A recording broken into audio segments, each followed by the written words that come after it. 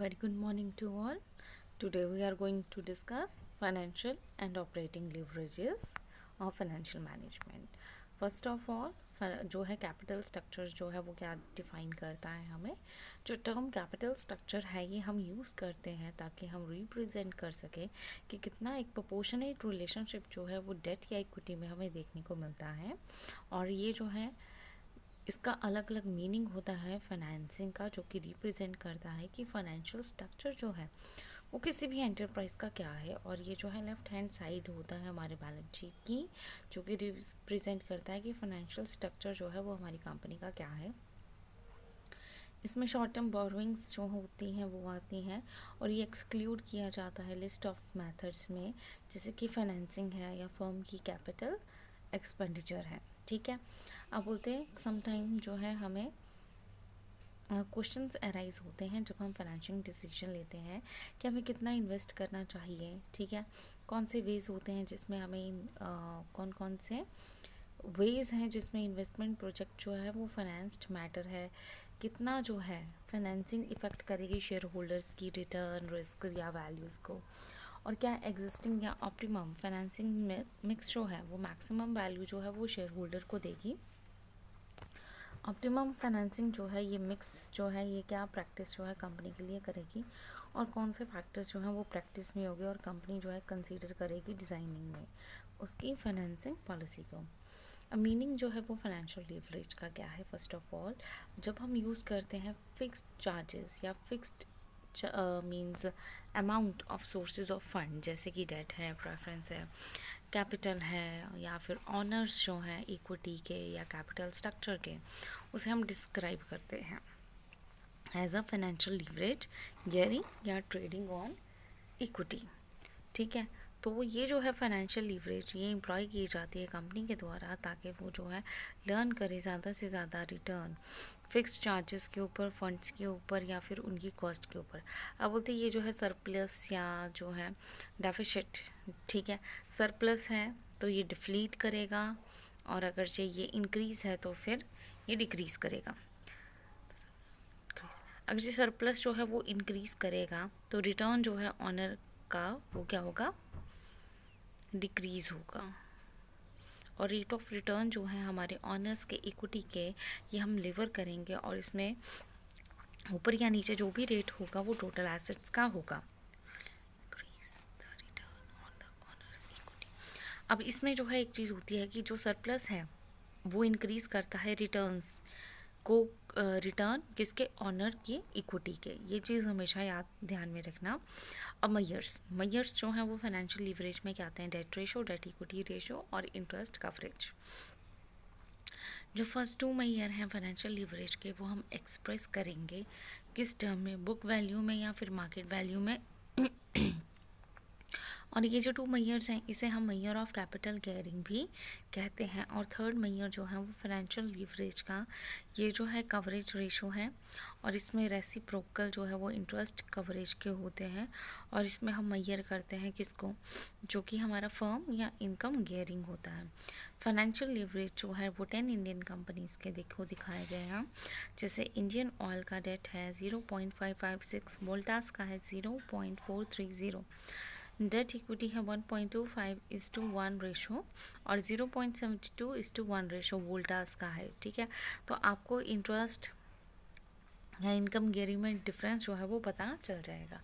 हम बात करते हैं फाइनेंशियल लीवरेज या शेयर होल्डर रिटर्न की। प्राइमरी मोटिव जो होता है इन कंपनीज़ का कि उन्होंने यूज़ करना है लीवरेज को ताकि वो मैग्नीफाई कर सके कि शेयर होल्डर का रिटर्न जो है फेवरेबल इकोनॉमिक कंडीशंस के अंडर क्या होता है।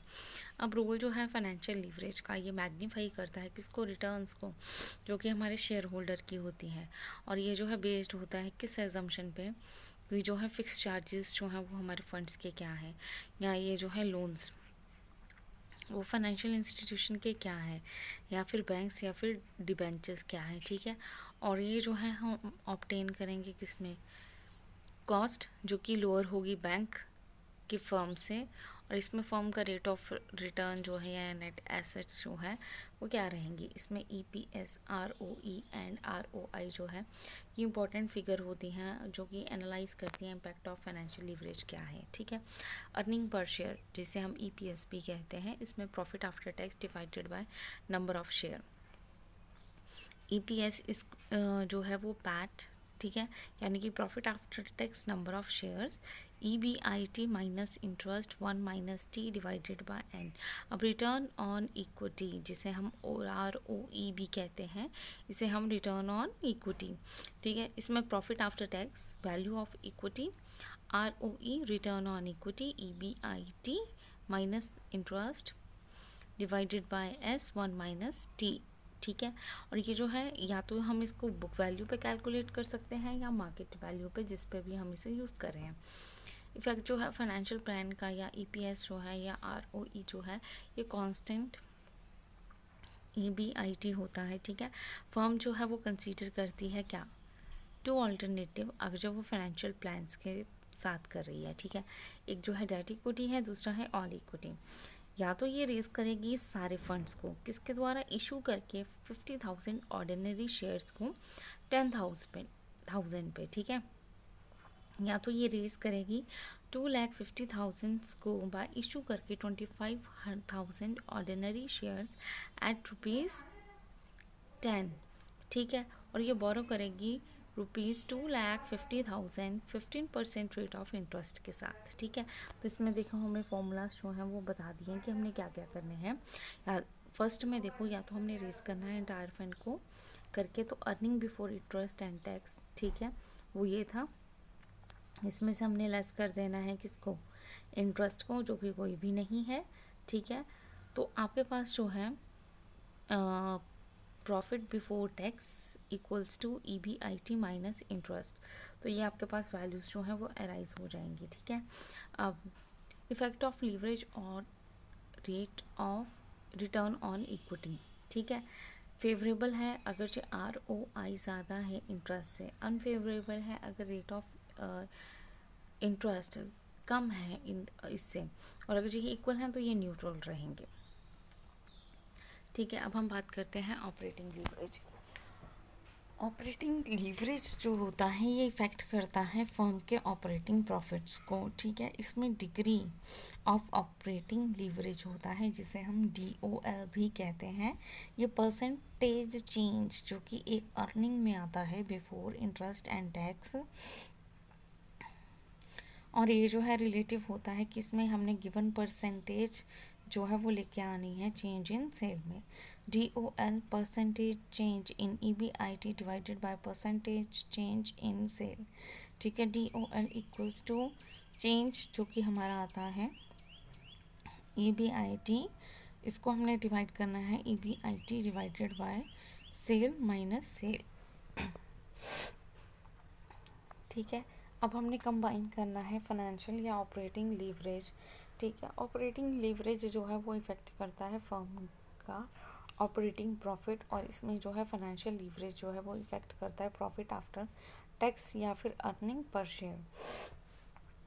बोलते हैं इसमें डिग्री जो है वो ऑपरेटिंग या फाइनेंशियल लीवरेज की होती है जो कंबाइन होता है ताकि हम देख सकें इफ़ेक्ट जो है वो टोटल लीवरेज का जो है अर्निंग पर शेयर में क्या पड़ता है और कैसे वो चेंज जो है वो हमारे सेल में लेकर आती है। अब हम बात करते हैं कंबाइनिंग फाइनेंशियल या फिर ऑपरेटिंग लीवरेज जो है वो क्या है। बोलते ये डिग्री होती है जो कि कंबाइन की जाती है लीवरेज की, और ये जो है percentage change earning before interest and tax divided by change in sale into earning per share divided by change in EBIT equal to percentage change in EPS divided by change in sale. ठीक है, वो हमारे को देखने को मिलता है। अब बोलते हैं एक और वे है जिसमें हमने एक्सप्रेस करना है डिग्री ऑफ कंबाइंड लीवरेज जो है वो क्या है। ठीक है, ये जो है ये भी हमारे को दिया गया है। ठीक है, फाइनेंशियल लीवरेज या शेयर होल्डर रिस्क जो है वो क्या होता है, बोलते हैं जो वेरिएबिलिटी होती है earning before interest and tax की या फिर EPS की, तो ये जो है डिस्टिंग्विश होता है रिस्क का, जिसमें ऑपरेटिंग या फिर फाइनेंशियल रिस्क आता है। ऑपरेटिंग रिस्क जो है ये हम डिफाइन करते हैं क्योंकि ये वेरिएबिलिटी होती है हमारे, ठीक है, कि रिटर्न जो है वो टोटल एसेट्स पे क्या रहेगा, या एनवायरनमेंट का इंटरनल या एक्सटर्नल जो है वो क्या रहेगा, ठीक है। इसमें वेरिएबिलिटी के टू कंपोनेंट्स हैं कि ये सेल्स या एक्सपेंसेस में जो है चेंजेस आता है, ठीक है। वेरिएबिलिटी जो है ये क्यों होती है, क्योंकि फाइनेंशियल लीवरेज जो है उसे हम समटाइम फाइनेंशियल रिस्क भी कहते हैं। अब हम टू मेजर्स जो हैं वो यूज़ कर सकते हैं। सबसे पहले स्टैंडर्ड डेविएशन और फिर कोफिशिएंट, ठीक है। ये जो है आपको नीचे सारी क्वेश्चन दी गई हैं, ठीक है। अगर कोई भी प्रॉब्लम है आप पूछ सकते हो। Thank you class.